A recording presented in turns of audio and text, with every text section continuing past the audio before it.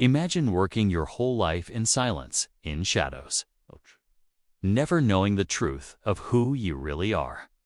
Until one accidental encounter with a powerful billionaire reveals a secret that shatters your past and changes your destiny forever. When a quiet black girl at a gala whispers 7 words to a billionaire. "Hi, sir. My father had the same birthmark." What unfolds is a storm of betrayal, hidden affairs, billion-dollar empires, and a bloodline buried beneath lies. What if the man you always feared was actually your father? Stay to the end, you won't believe how this story turns.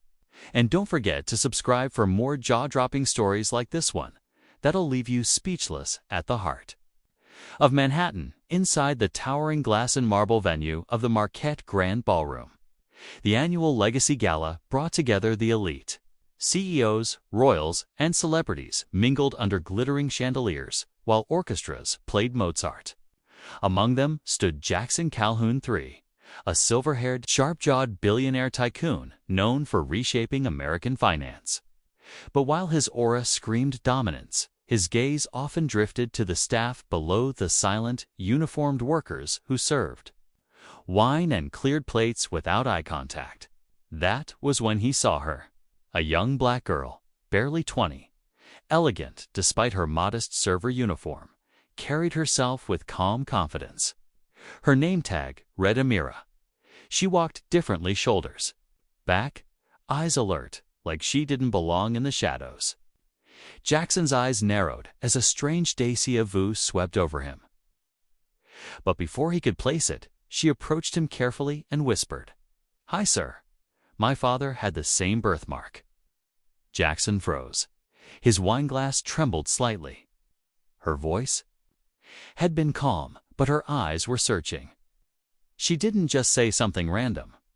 She knew exactly what she was saying. He turned, blinking in disbelief. "What did you say?" he asked, but she was already stepping away, disappearing into the kitchen like a ghost. He rolled up his cuff slightly, staring at the small, crescent-shaped mark on his forearm. He'd always hidden it, hated it. Now, a girl he didn't know, shouldn't know, recognized it. That night, Jackson couldn't sleep. Something about her eyes, that birthmark, that voice. A storm began brewing in his mind, one that would unravel. Decades of secrets he thought were buried forever the next day. Jackson's private team did what they did best, dig up truths. He ordered them to find out everything about Amira. Within hours, a thick file landed on his desk. Amira Collins, 19, lives in Harlem. Strata student, currently a part-time caterer. No known father listed on her birth certificate. Raised by a single mother, Carmen Collins. Carmen, the name struck like lightning. That name wasn't just familiar, it haunted him. 2 decades ago, Carmen had worked in his mansion in the Hamptons as a housekeeper. She was beautiful, proud, intelligent, and for one impulsive summer, his mistress. But it ended bitterly. She had vanished overnight, left no note. Jackson had searched for her once, briefly, but feared scandal. He'd buried it, until now. Shaken, he personally drove to Harlem that evening, unannounced. Carmen answered the door of a modest apartment. Her face, aged by time but still resolute, went pale when she saw him. "You," she whispered, "you were supposed to stay gone. You never told me," he said quietly, "that she was mine." Carmen stiffened. "You didn't deserve to know." And so the truth unfolded on a worn-out sofa over cold tea. And tears. Carmen had discovered she was pregnant just as rumors swirled about Jackson marrying a senator's daughter. Rather than become a scandal or an abandoned affair, she left. Raised Amira alone. Gave her her grandmother's last name. Never told her the truth until Amira saw an article with Jackson's photo and that unmistakable birthmark. It wasn't coincidence, it was blood. Carmen had sworn she'd never let that world taint Amira. But destiny had other plans. Jackson was floored. A daughter, a child he never knew. One who had grown into a bright, graceful woman, despite being denied a father's love, a family name, and unimaginable wealth. Over the next few weeks, Jackson tried to connect with Amira, inviting her to his penthouse, attending her college events discreetly, asking questions about her interests, her goals, her dreams. But Amira was guarded. "You don't get to waltz in and play daddy now," she told him one evening, arms crossed. "Where were you when my mom was working 2 jobs and still couldn't afford heating?" He had no defense, only guilt. Still, the media got wind of their meetings. The scandal exploded. His board panicked. His political allies distanced themselves. Some even called Amira a gold digger or opportunist. But Amira stayed quiet, refusing interviews, turning down bribes. She didn't want the fortune, she just wanted truth. Meanwhile, Jackson made a shocking decision he publicly acknowledged. Her as his daughter at the annual shareholder meeting, reporters lost their minds. But it didn't end there. Jackson went one step further.